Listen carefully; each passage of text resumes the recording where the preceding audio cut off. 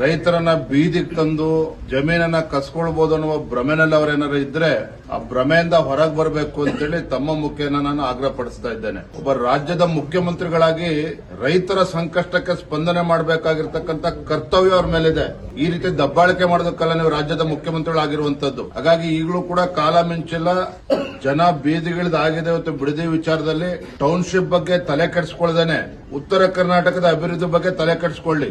ಇಲ್ಲಿ ಬಂದು ಫೋಟೋ ಹೊಡಿಸ್ಕೊಂಡು ಲಿಂಗು ಕೈಲಿಡ್ಕೊಂಡು ಶಿವಪೂಜೆ ಮಾಡಿ ಇವೆಲ್ಲ ಕಪಟ ನಾಟಕವನ್ನ ಬದಿಗಿಟ್ಟು ಕಲ್ಯಾಣ ಕರ್ನಾಟಕ ಆಗಲಿ ಕಿತ್ತೂರು ಕರ್ನಾಟಕದ ಬಗ್ಗೆ ತಲೆ ಕೆಡಿಸ್ಕೊಳ್ಳಿ, ರೈತರ ಬಗ್ಗೆ ತಲೆ ಕೆಡಿಸ್ಕೊಳ್ಳಿ. ರೈತರ ಇವತ್ತು ಆದ್ಯತೆ ರಾಜ್ಯದ ಮುಖ್ಯಮಂತ್ರಿಗಳಿಗೆ ಕಾಂಗ್ರೆಸ್ ಸರ್ಕಾರಕ್ಕೆ ಆಗ್ಬೇಕೇ ವಿನಃ ಟೌನ್ಶಿಪ್ಗಳಲ್ಲ.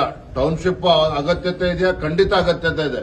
ಆದ್ರೆ ರೈತರ ಜಮೀನನ್ನ ಕಸ್ಕೊಂಡ್ ಮಾಡೋದಕ್ಕೆ ಸಾಧ್ಯ ಇಲ್ಲ. ನಿಜವಾಗ್ಲೂ ಕೂಡ ನೀವು ಅಭಿವೃದ್ಧಿಯ ಬಗ್ಗೆ ಕಾಳಜಿನೇ ಆಗಿದ್ರೆ ಬೆಂಗಳೂರು ಅಭಿವೃದ್ಧಿ ಆದ್ರೆ ಇಡೀ ರಾಜ್ಯದ ಅಭಿವೃದ್ಧಿಯನ್ನ ಭ್ರಮೆನಲ್ಲಿ ಇವತ್ತು ಕಾಂಗ್ರೆಸ್ ಸರ್ಕಾರ ಏನಿದೆ ಅದರಿಂದ ಹೊರಗೆ ಬಂದು ಉತ್ತರ ಕರ್ನಾಟಕದಲ್ಲಿ ಯಾವ ರೀತಿ ಅಭಿವೃದ್ಧಿ ಪಡಿಸಬೇಕು ಅದ್ರ ಕಡೆ ಗಮನ ಹರಿಸಲಿ. ಬಿಡದಿ ಟೌನ್ಶಿಪ್ ಜೊತೆಗೆ ಕನಕಪುರದಲ್ಲಿ ಏರ್ಪೋರ್ಟ್ ಅನ್ನ ಮಾಡೋದಕ್ಕೆ ಹೊರಟಿದ್ದಾರಲ್ಲ, ಇವೆರಡೂ ಕೂಡ ಒಟ್ಟೊಟ್ಟಿಗೆ ಸೇರ್ಕೊಂಡಿದೆ. ಮತ್ತೆ ಡಿ.ಕೆ. ಶಿವಕುಮಾರ್ ಅವರು ನೂರಾರು ಎಕರೆ ಅಲ್ಲ ಸಾವಿರಾರು ಎಕರೆ ಜಮೀನನ್ನ ಅಲ್ಲಿ ಇದೆ ಅನ್ನೋ ಚರ್ಚೆಗಳು ಕೂಡ ಅಲ್ಲಿ ಜನಸಾಮಾನ್ಯರು ಮಾತನಾಡ್ತಾ ಇದ್ದಾರೆ. ನಾನು ಅದಕ್ಕೆ ಅವತ್ತಿನಲ್ಲೂ ಕೂಡ ಹೇಳ್ತಾ ಇರುವಂತದ್ದು, ರಾಜ್ಯದ ಮುಖ್ಯಮಂತ್ರಿಗಳಿಗೆ ರೈತರ ಬಗ್ಗೆ ಆಸಕ್ತಿ ಇರಬೇಕೇ ವಿನಃ ರಿಯಲ್ ಎಸ್ಟೇಟ್ ಬಗ್ಗೆ ಅಲ್ಲ.